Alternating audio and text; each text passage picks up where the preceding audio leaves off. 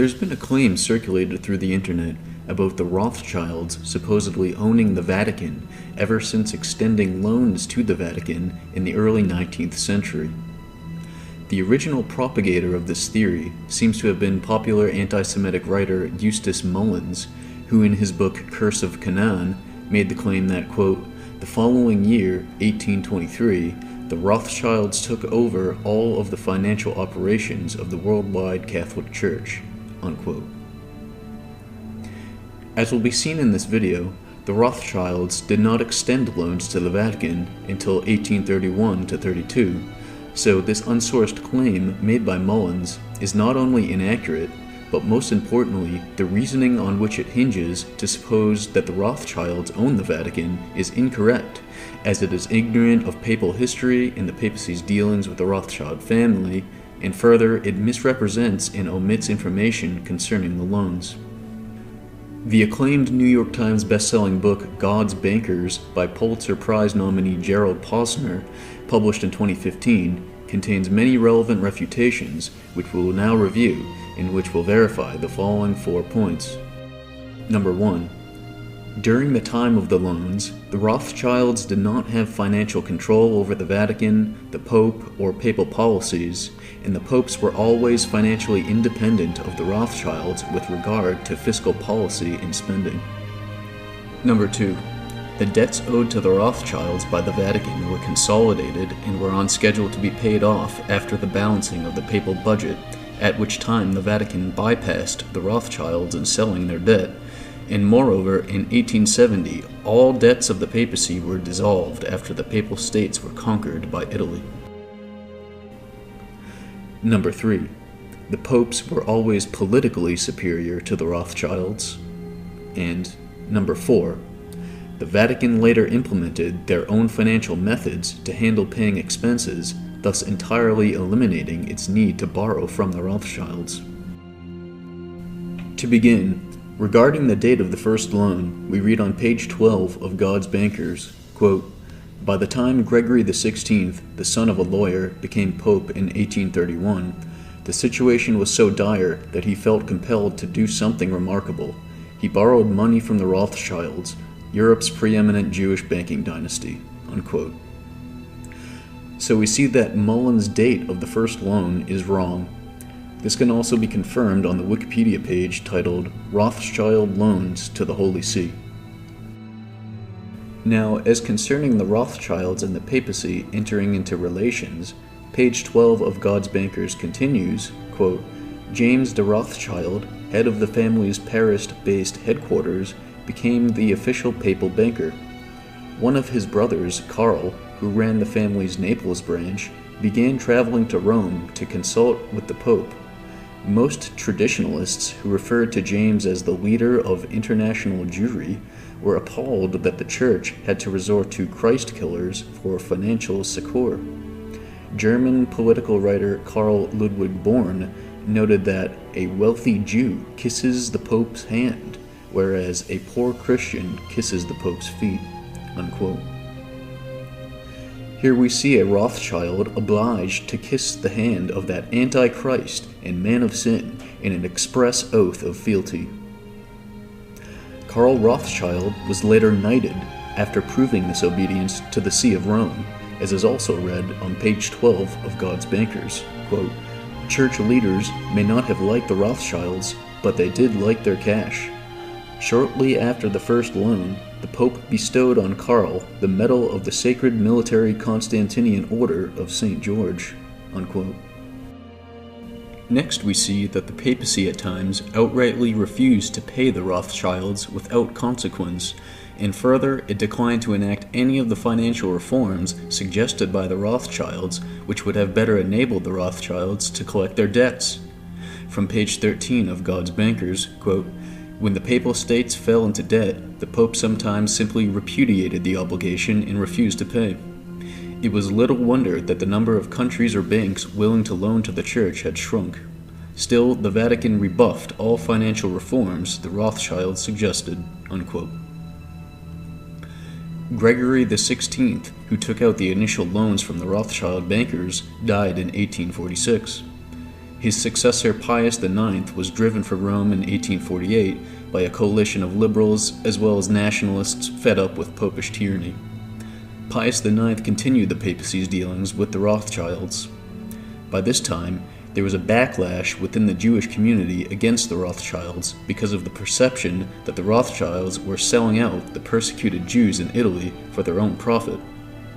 Posner explains on page 15 of God's Bankers, quote, "The Rothschilds, meanwhile, were criticized by some Jewish leaders who felt as though the family simply profited from the church without making any effort to change its harsh policies toward Jews.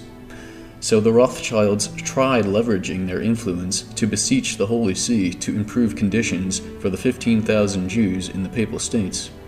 They asked that the Pope cancel extra taxes levied solely on Jews, the prohibition on taking property from the ghettos, and the ban on working in professions, and that he abolish onerous evidentiary standards that put them at tremendous disadvantage in court cases. Pius sent a written assurance to the Rothschilds through the papal nuncio in Paris that he would help. Privately, he told some of his aides that he preferred martyrdom to acceding to the Rothschild requests. Pius ultimately made only a single concession. He tore down the walls and chained gates that ringed Rome's notorious Jewish ghetto, the last in Europe set apart by a physical boundary. But it had no practical effect, as Jews were prohibited from moving anywhere else." Unquote. Thus the Rothschilds were politically inferior to the papacy, with their requests for Rome to relent in its harsh treatment of ordinary Jews having been denied. Moving on, it is seen that the outstanding Vatican debt was consolidated into a single loan, after which time the papal budget was balanced by Secretary of State Giacomo Antonelli. It is further noted that the papacy opposed the Rothschild demand that the real estate of the Vatican serve as collateral, again demonstrating the order of political superiority in the Vatican-Rothschild relations, with the former clearly ranking first. From page 16 of God's Bankers, quote, "Pius bristled at the Church's dependency on the Rothschilds. So did prominent Catholic bankers like the Belgian André Lagarde de Monceau, who declared it shameful to borrow money from the Jews.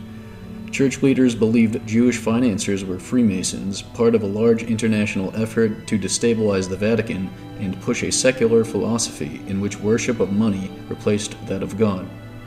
To make the Church less reliant, Pius appointed a deacon, Giacomo Antonelli, as his Cardinal Secretary of State, roughly the Pope's Prime Minister, as well as Chief of the Papal Treasury. He negotiated with the Rothschilds to consolidate some of the Vatican's outstanding debts into a single 40-year loan. It was for a then staggering 142,525,000 francs, around $30 million, some 40% of the Church's outstanding debt, at a 5% interest rate. Antonelli proved as a tough negotiator as James Rothschild. He resisted the bankers' demands that the Vatican's extensive real estate serve as collateral. In 1859, with the new loan in place, Antonelli balanced the papal budget for the first time since the start of the century." Unquote.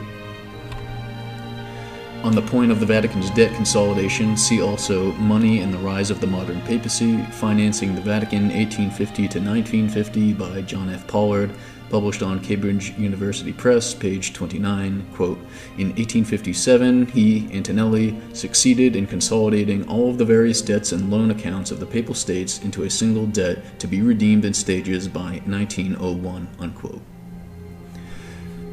The Secretary of State was eventually able to dissociate the Vatican from the Rothschilds with a successful fundraising plan, as we read on pages 16 to 17 of God's Bankers. Quote, "Antonelli soon devised a plan to entirely bypass the Rothschilds. The Church would sell interest-bearing debt directly to the faithful without using an investment bank. 2 Catholic newspapers offered the chance to test his do-it-alone proposal. In 1861, the Vatican bought the Jesuits' fortnightly La Civiltà Cattolica to Rome, and it purchased L'Osservatore Romano, a paper that became reading in far-flung Catholic communities. Besides general articles about faith, Antonelli crammed both papers with appeals for donations. The cash that came in was double his target. The Pope approved the sale of future debt without the Rothschilds." Unquote. And, Quote, "Free of the Rothschilds, it was not long before Pius rebuilt some of the wall around Rome's Jewish ghetto." Unquote. Perhaps most importantly, in 1870, all debts of the papacy were dissolved after the Papal States were conquered by Italy. We read from the Black International, 1870 to 1878, The Holy See in Militant Catholicism in Europe, page 147, by Emile Lamberts, published on Louvain University Press. Quote, "The ouvrier would only free itself completely from this financial bondage in 1870 with the disappearance of the Papal States and consequently of papal debt." Unquote. As a finishing aside, there was quite an irony of events to these Rothschild loans to the Vatican. As I've written about before, citing primarily the work of leading scholar of Italian history David Kurtzer, the Jesuit La Civiltà Cattolica journal was most integral to the birth and continuance of the modern anti-Semitic movement, which focuses on alleged Jewish political and financial domination as opposed to medieval anti-Semitism, which concerned the Jews' hostility towards the Christian religion.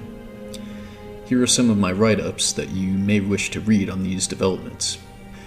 Here is one of many excerpts from the Jesuit journal about the Rothschilds, coming from a Civiltà Cattolica article published in 1890, page 394, which spreads the superstition of an international Jewish conspiracy centered on the Rothschild family.